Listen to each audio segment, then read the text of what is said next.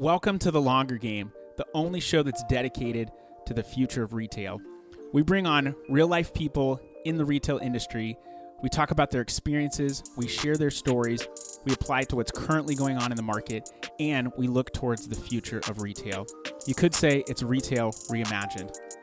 My name is Michael Maher. I run a customized, done-for-you service agency called Cartology that helps brands win on Amazon. Now, while my expertise stems in the Amazon field, we bring on a wide array of guests because retail is expansive. You've got e-commerce. Yes, you've got marketplaces like Amazon.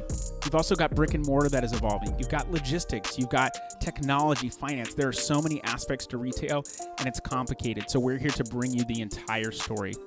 Do you think that you have an interesting story and you'd like to tell it on the podcast? Then go to thelongergame.com and fill out a form to be a guest on the show today. You can catch The Longer Game on any social channels: LinkedIn, Facebook, Instagram, Twitter, YouTube, and our website, thelongergame.com. We've got all awesome guests on this show, so that I will promise. Are you ready to hear more about the future of retail? Let's get down to business. Welcome, everybody, to The Longer Game, the podcast where we talk about all things retail. I think at one point our tagline was Retail Reimagined, but we are talking about the future of retail, and the future of retail is broad and expansive, and there's a lot that is going on there. Today, I have with me someone that I met via a LinkedIn post because I loved his post. I thought it was super applicable. And I said, I love your opinion. Come on, The Longer Game, and let's talk. So today I have with me Nathan Sieminski. He's a managing partner of Chimney Rock Advisors, PR content marketing consultancy for e-commerce agencies, SaaS companies, brands. I think I read that pretty well. Welcome to the show, Nathan. What's going on? Hey, yeah, thanks for having me. I'm excited to chat. So tell us a little bit more about what you're doing at Chimney Rock Advisors. Yeah, so like you said, PR and content marketing. Really, my background is in PR. I started my career after a short bout in Korea. I did a Fulbright scholarship to Korea and taught English for 2 years, basically. Came home because of a family emergency and was kind of looking for the next thing and kind of stumbled into PR and just loved it. I was kind of in the tech space, the tech and venture capital space. And what got me into e-commerce is literally one of the things I was doing is I worked with a venture capital firm and I would read their investment theses and turn them into kind of why we invested blogs. And so I read an investment thesis into an Amazon aggregator, very early days, like 2019, kind of early aggregator days.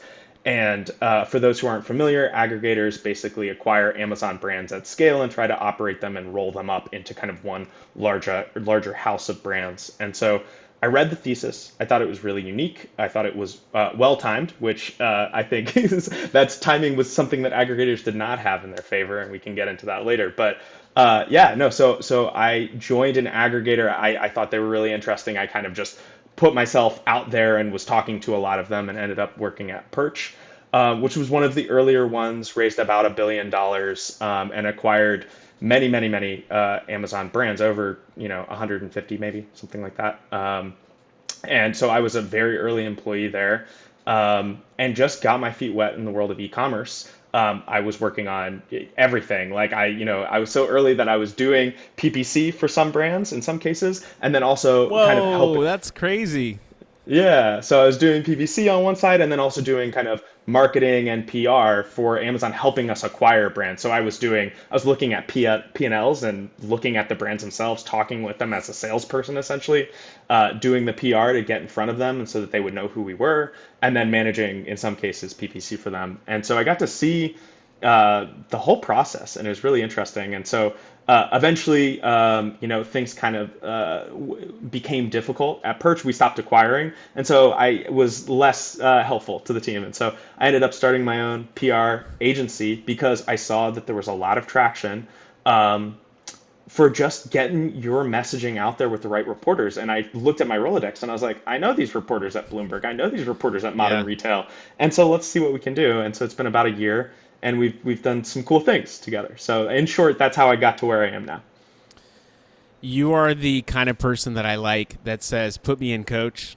I'm ready. Yeah. Put me in the game. I'm ready to play. Like being able to I won't say a jack of all trades, because I think jack of all trades, master of none is the follow up there. But I think there are people who can, even if they're not like the expert, they can go in and they can do something well because they have a thirst for knowledge and wanting to do a job well. And so it sounds like that you've got experience saying, put me in, coach. I just want to play. I just want to be a part of what's going on. Yeah. And I mean, I looked at the advertising side of Amazon and, while I was at Perch, they started breaking out advertising as its own line item in their P&L. So Yep. you'd look at earnings reports and advertising just kept growing and growing and growing. And I was like, this is where I think I should play because I think that this is just going to be Amazon's pushing brands to invest in advertising, something well. And like, I just saw it as a growth area and something I wanted to learn. I don't claim to be a PPC expert by any stretch of the imagination. I was doing it. I think I still have a lot to learn. But it at a high level, I just think it's one of the biggest trends in e-commerce in the Amazon world, and so I just needed to know it. It's interesting because when I talk with, you've got a lot of different people. You've got investors, you've got brands, you've got agencies, SaaS companies, you've got everyone, Amazon themselves, you got everyone that's a part of this ecosystem, and everyone's got a little bit take on advertising and Amazon's focus. But I think one thing that people seem to be pretty like unified on is that it seems like Amazon is squeezing people a little bit harder. However you want to portray that, I think if you know what you're doing, you can still make it work. But there is definitely this feeling that people are, brands or sellers are being squeezed, and the advertising costs are going up, and we're seeing some CPC increases across the board. If you look at Amazon's averages, maybe like 2021 to compared to 2020 or 2022, it might be 45 cents in a category versus 43. But when that plays out practically, it's a lot more because we're talking about averages here. But I think just also the number of placements that are out there, it's requiring a lot more.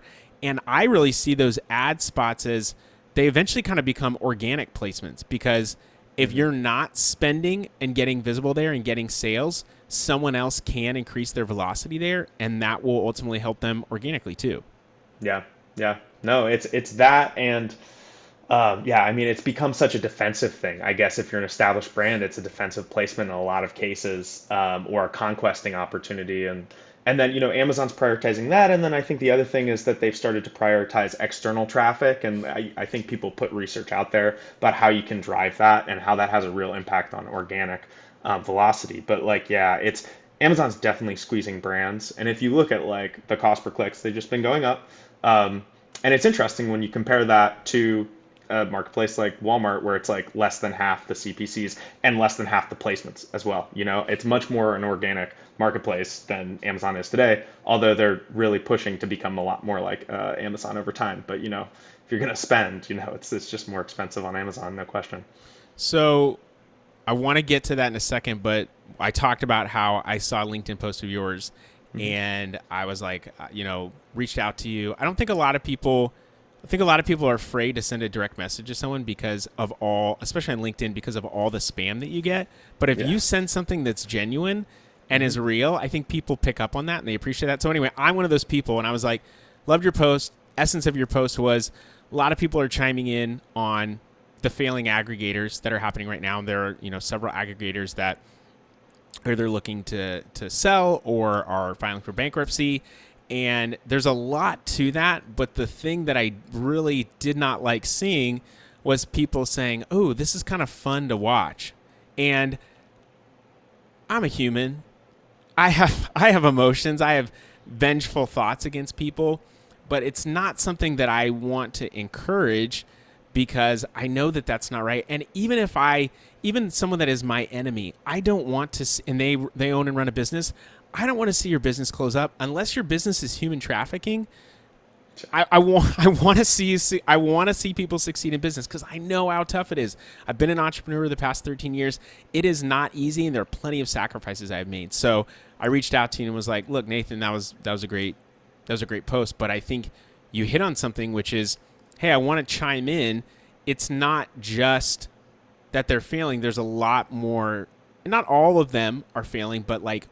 There are some things to be learned here. What do you think some of those things to be learned are?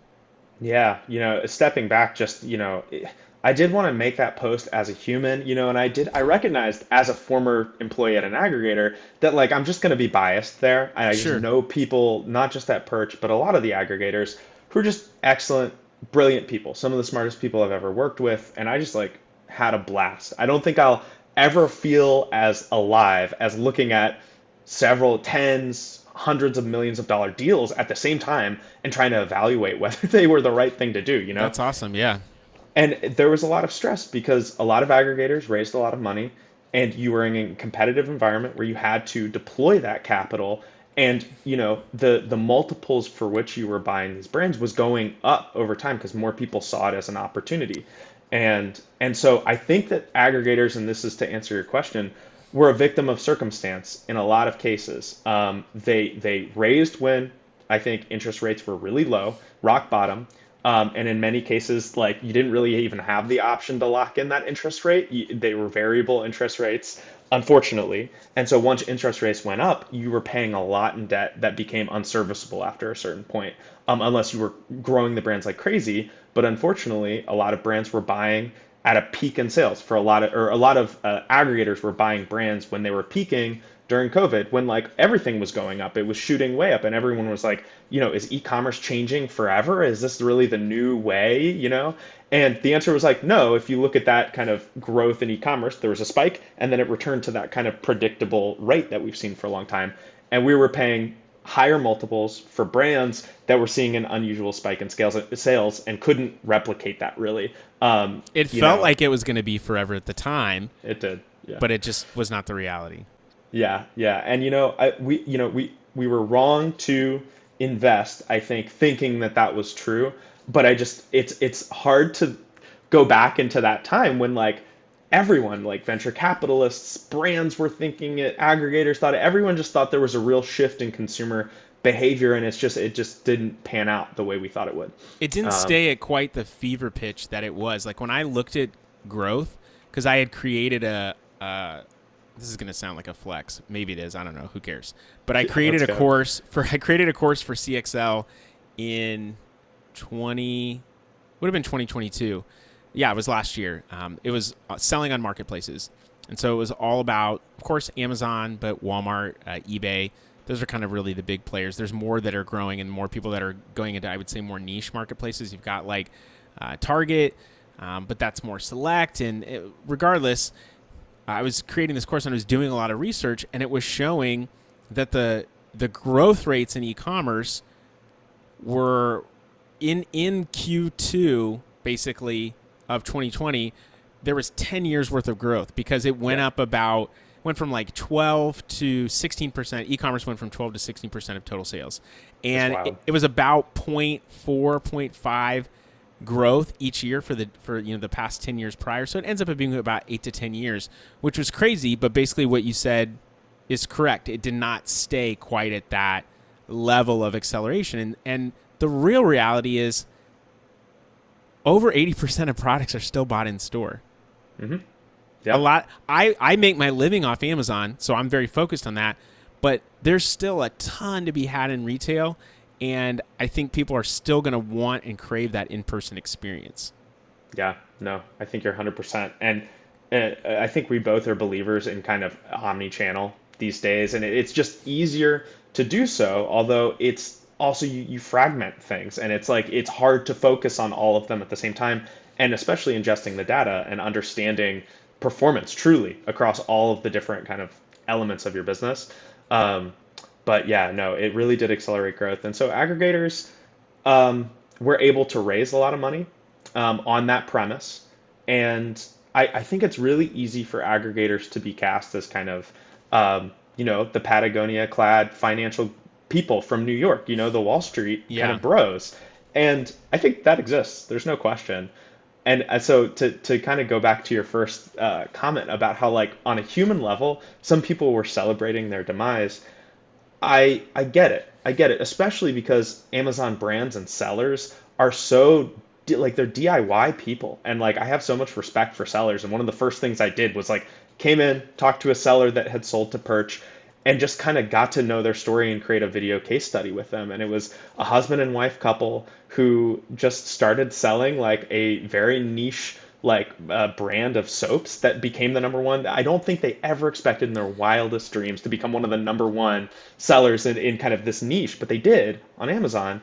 And they're just like the most lovely people that just wanted to backpack and hike, and like they weren't, they weren't Yeah. these corporate types. And so Amazon aggregators were corporate. And so it's easy to celebrate the demise, but again, I don't know.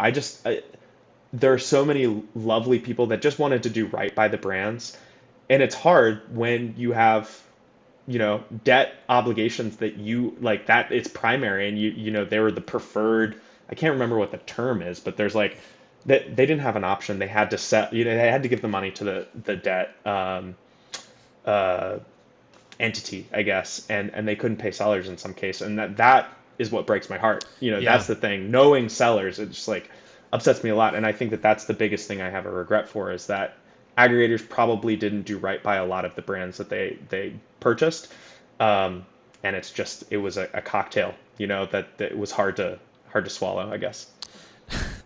Very well said. I think the operative word in everything that you just proclaimed was easy. It's easy to rain on people's parade. It's really easy to do that. And I had once I read your post, I was like, I could contribute something that's like more thoughtful. But I really just said in a post that I put on LinkedIn, I was like, look, it's really easy. I said it on Twitter too, but I don't know if anyone saw it. I don't have that big of a following on Twitter yet, or X. I think you me. mean X, yeah. Yeah. So I put, it's really easy to be a critic, and critics offer nothing. I'm a huge Prince fan, and Prince was notorious for, in the 90s, changing his name to an unpronounceable symbol, writing slave on his face because he felt like he was a slave to the record label. He put out some albums that fulfilled his contract with Warner Brothers that were honestly incredible, and I don't know if a lot of people know about them, but they were great. And then he, went on as the Symbol, or artist formerly known as Prince.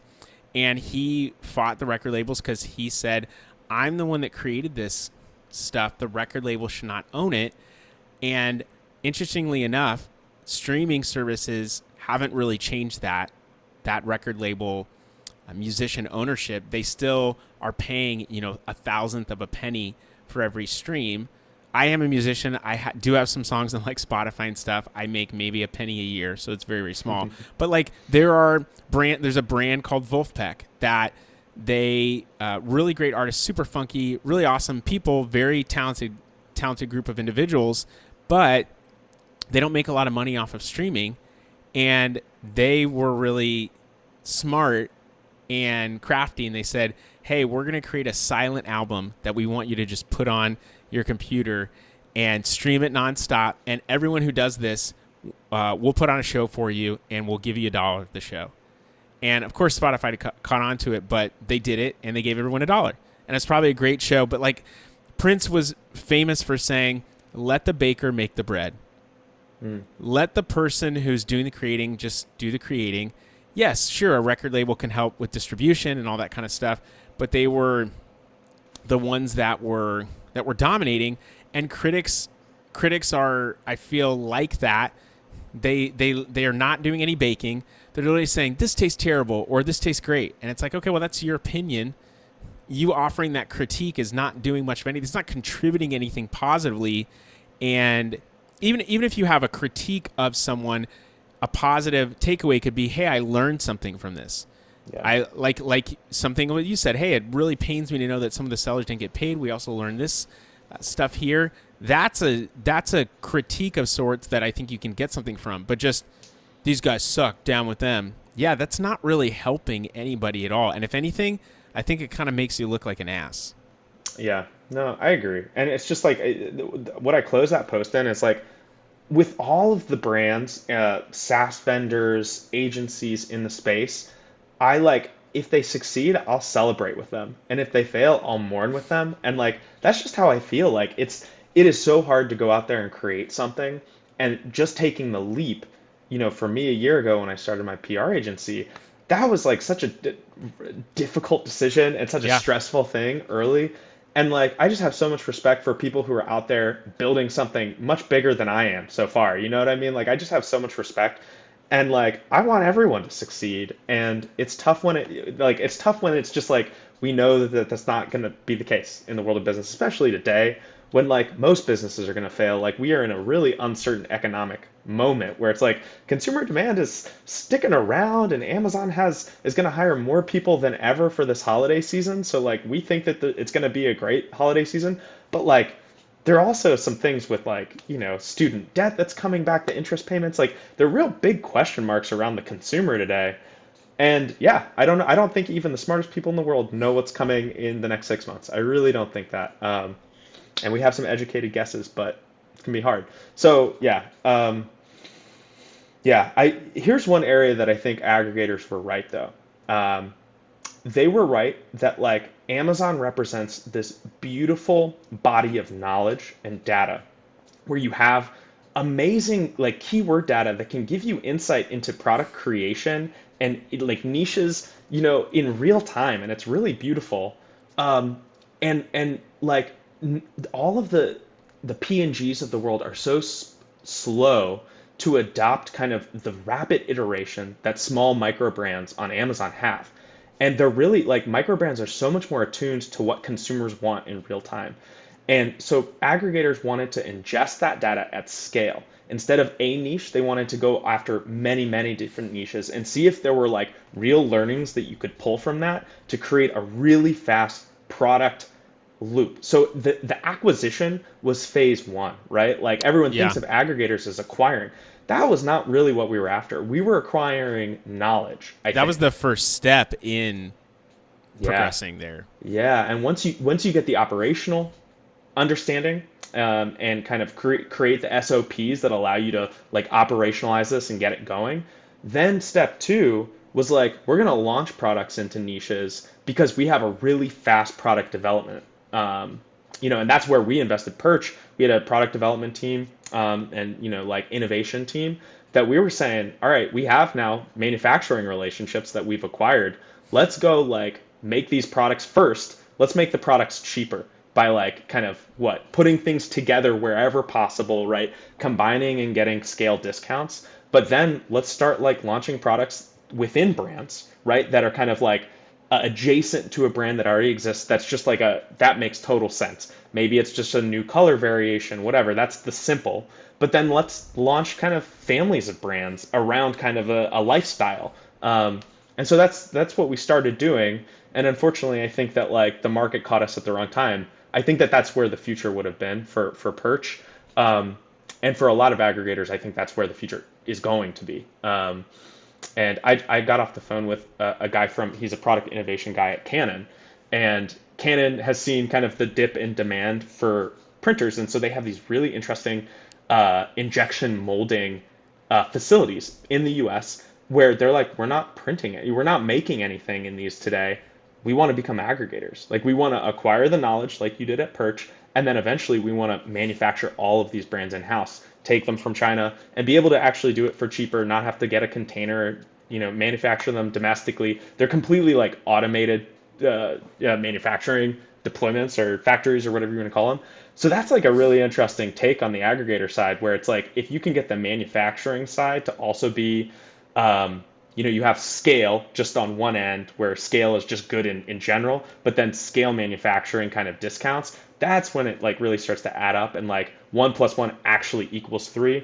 I think a lot of aggregators thought that just kind of pushing brands together would be that 1 + 1 = 3.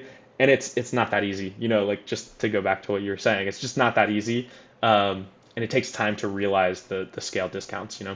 I think that's one area where aggregators made a mistake was I believe there were a lot of smart people, like you said, that you worked with. I believe there was also an underestimation of what it would take to work with Amazon. Amazon Yeah. is not a great partner to work with. I say this as someone who has relationships with people at Amazon, as someone who manages brands on Amazon. But that's part of the reason we have a job is because it is Yeah. not easy to manage that relationship. And as soon as people say Amazon changes every day. I don't think it's every day. There's definitely changes that happen every year, probably every quarter.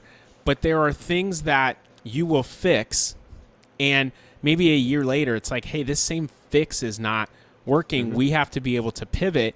And it's someone who might have 6 years of experience on the catalog side, and they're like, this thing that we normally do is not working. We need to come up with a different solution. And you have to almost reinvent yourself. That is, I think it was probably just naivety. I don't know if I can really say that it was ignorance, but I think when you go in, Amazon 10 years ago, very different. We were talking about this before. It was easier. You could take a couple pictures, write out content, put it in Amazon. It used to have like 5,000 search term characters inside of each line of search term section, which is now 250 bytes versus characters. But you used to have a lot more. It was very SEO based, and it was definitely more organic because advertising didn't really launch on the search side. I think Amazon Media Group was like 2010 or something like that, or might even be a little bit sooner. But search really got rolled out to people like 2013, 14, 15. And it was I actually have my Seller Central account. I could go back and look at my old advertising campaigns, and they're terrible. It's like one word, very, very generic, just tons of stuff thrown in there. So there's a lot that got learned over that time, but it was a very different, it was a lot more organic. You could make a change and see a shift, whereas now you might see a shift in advertising, but really getting a hold of the market, like that takes time, and it's not insert a chip, get a reward back. Sometimes you're like, I put 3/4 in this machine and I'm still not getting the prize. Like, what's going on? So that takes time to figure out. Yeah. It's the Amazon jungle. They call it that for a reason. I've got Jeff in the plants back there. I was just going to say, I noticed that you got him under a picture of some pears or some apples. Yeah, no, he's in the jungle, man. And I got that at the Prosper Show maybe like 2 years ago or something. It's some great, pop-up had that. But yeah, no, I think you're totally right. It's evolved. It is so much more complex today. And I think, you're right that there's naivete on the part of aggregators from a people perspective of who they were hiring. I think there's just a talent shortage in every sector, but absolutely on the Amazon side, there are a lot of agencies, but there aren't enough. You know what I mean? Like, it's the talent is, we just need to train more people on the PPC side, on the SEO, like A+ content. Like, you need so much. And so we were trying to do that in-house and learn in real time while also operating. And we probably should have kept the brand owners and the sellers themselves in longer than we did. I think that's absolutely something that, like, you can't, there was definitely performance drop-offs in some cases. In other cases, there were, just relatively simple brands where you could take it over.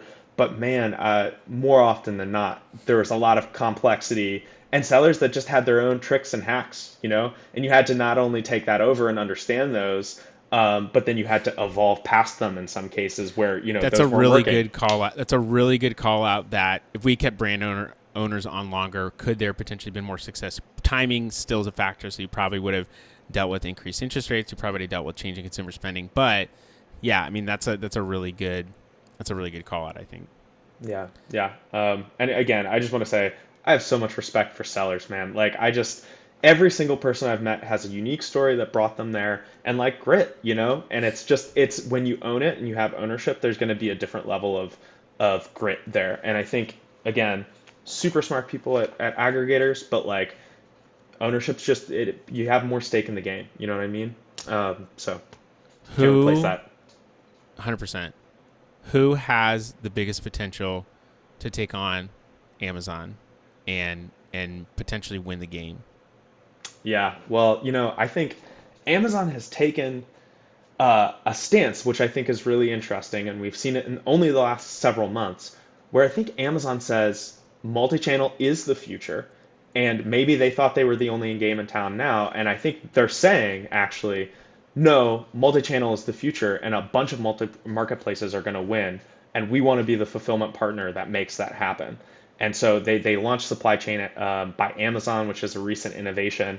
I think they launched it at the Amazon Accelerate conference like last week. Yep. And basically what they're saying is they want to fulfill into brick and mortar stores, into competitors on the marketplace side, into Walmart, into Target, things like this, and they want to own fulfillment. And I think that's a really interesting stance that will enable, I think specifically, it will help two other marketplaces. I think Shopify on one hand is now they like actually integrated with Buy with Prime, so that's like on Yep. their marketplace now, which is really interesting. And I think for brands that are selling into Shopify, it's like a no-brainer So to many people were embrace. like, "Oh, I don't think that's going to work," and I'm like, "Yeah, Amazon's not going to put 1,000 people in a department if they don't think that there's a chance to move it forward." So I felt like there was some. I mean, I didn't have any idea what was happening, but I'm like, "There's got to be some conversation, some kind of deal that's in the works." And of course, Shopify put out that like restating of terms of service, which Amazon has done before. Like, this is the just to clarify, this is the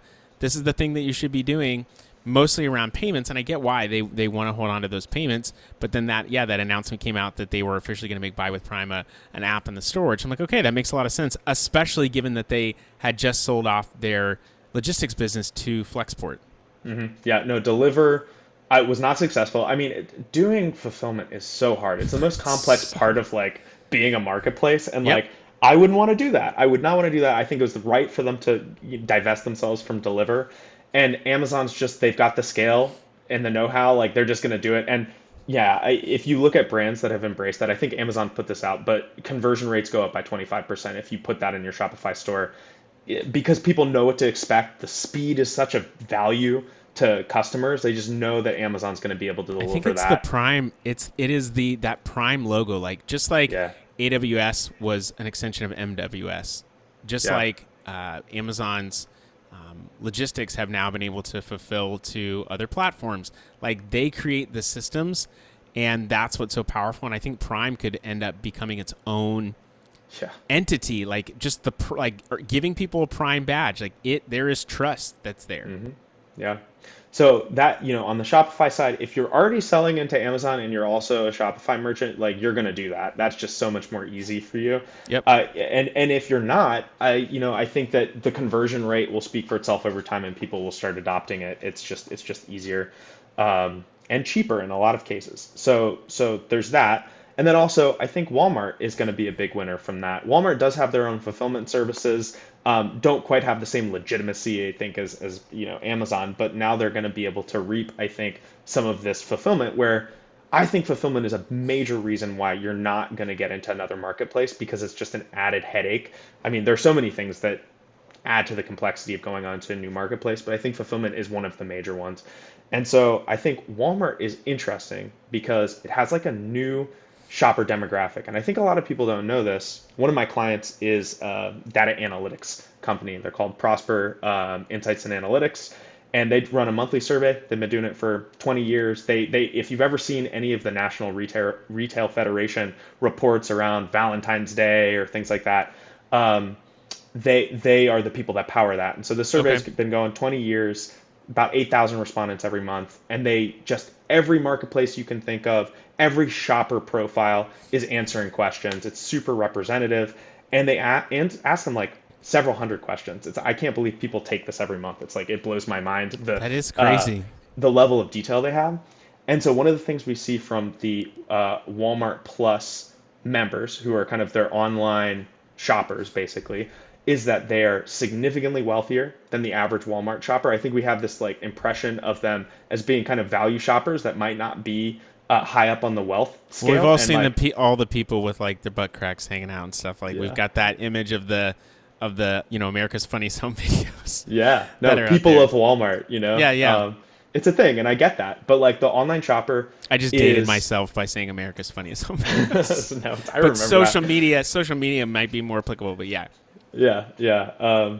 AFV, man, I loved American's Funniest Home Videos. But yeah, so you've got these. They're younger on average. They are wealthier. I think within the demographic of people who own households that earn over $150,000 annually, the growth rate is like that, like double that of primes. So they're really growing with this high income wow. bracket.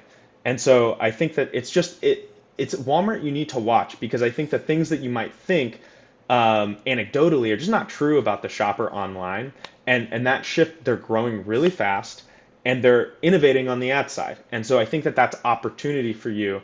If you're willing to go out there and advertise, you're probably going to get a good amount of share on Walmart, and it's cheaper to advertise there. It's about half as the CPC of that you see on Amazon. And so I just think it's an interesting growth with the right demographic marketplace. Why? I mean, you're gonna make a guess here, or maybe you do know, and I will not assume. But why do you think that younger, more affluent person is going to Walmart Plus versus, Amazon Prime? Yeah, I think I have some theories, and I think some are maybe good and some are just guesses. But Now's I the think time to make predictions, so you can go back and say, "See, I told you so." yeah, I think inflation is pushing people towards value, and Walmart Plus is interesting because it has kind of value in certain categories that like an inflation conscious consumer would be intrigued by. I think they Food, offer man. grocery, Food yeah, is big time, huge. Anytime yeah. I've not had as much money or money's been tight, I can guarantee you my wife and I are going to Walmart, and we sometimes they just have better value anyway, but we're going there to get good because it's cheaper and you can still get quality stuff. Yeah, and they're everywhere, right? Like any, I think there's some stat like every American is within 10 miles of a Walmart or something wild like that, or like 90% of Americans or something like that. So they're really convenient, they're cheaper, and like the days of Kroger being the number one grocer are gone. Like Walmart is the number one grocer in America, and so you get great discounts there. They have fuel benefits that come with being part of a Walmart Plus member, so that's huge on the inflation side.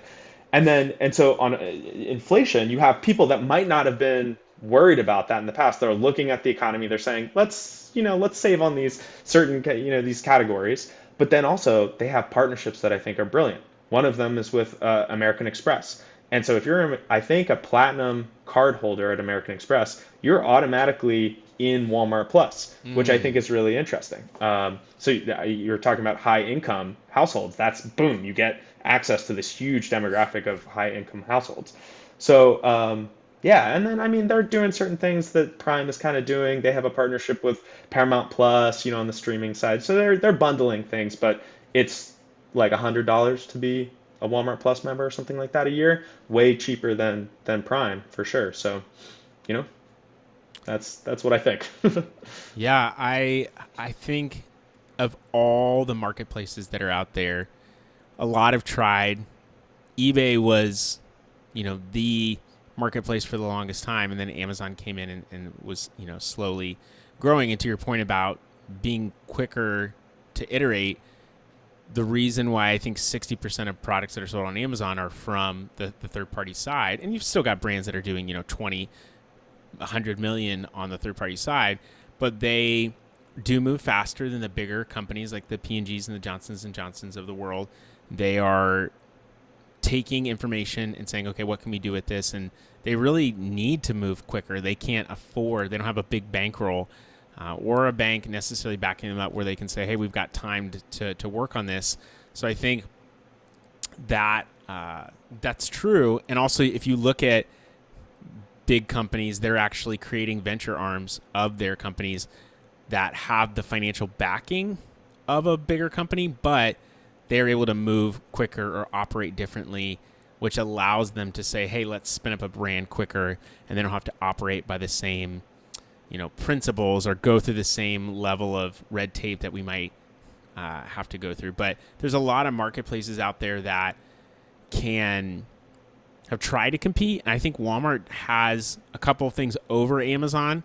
One is just physical footprint. Amazon does not. They might have distribution centers, they might have fulfillment centers, but they do not have the physical retail footprint that Walmart does. And Walmart could easily start to transition those more into fulfillment centers.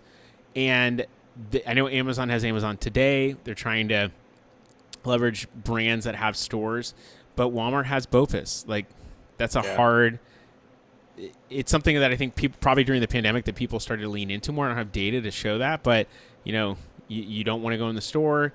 You do buy online, pick up in store. That's what, Kroger's ClickList is, but you can do that at Walmart. They've got that advantage there. That is super convenient that you can put something on your phone and then go and pick it up. You don't have to go in.